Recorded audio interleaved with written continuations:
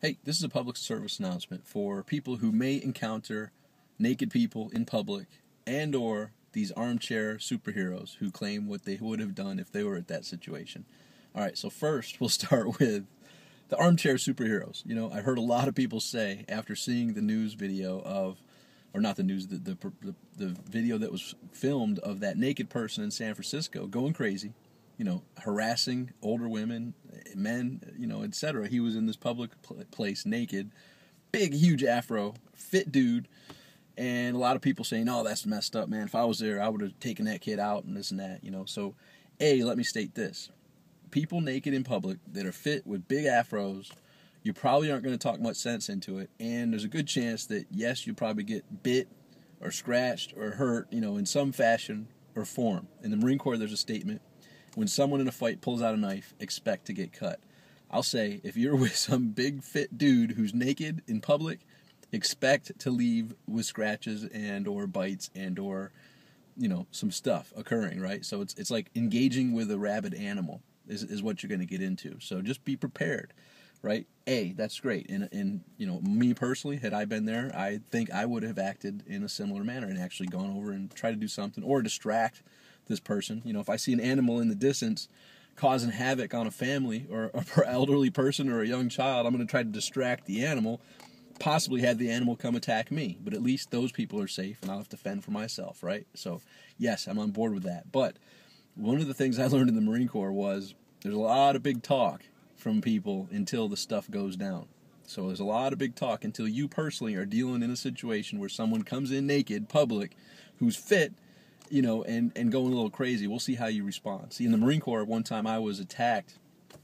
Long story, it's a fun story, but I was jumped by about 7 people when I was defending my friend's wife from this idiot. And this idiot and his friends decided to jump on me and show me a lesson, teach me a lesson. So I have 7 stitches from here and had to have knee surgery years after, about a year after that incident occurred from that.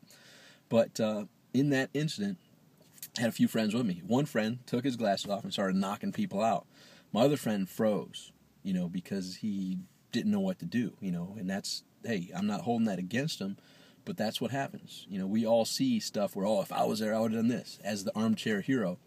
But what I've learned is what separates the armchair heroes from the real heroes are the people who, when situations arise and they see someone being abused verbally, physically, or in a manner that's just inappropriate, whether or not they choose to do anything. And that's where the rubber meets the road. So, that's to the armchair heroes. Sure, you can talk your talk, but when the stuff hits the fan, we'll see if you really step up and look out for people when you're in situations like that. And here's the other flip side to that. You think worst case scenario. What's the worst that could happen? What, I go help and this guy knocks me out?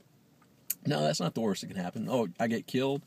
It's a possibility, but you'd be like at least a hero, and your family would be celebrated, and you'd at least have done something well and good.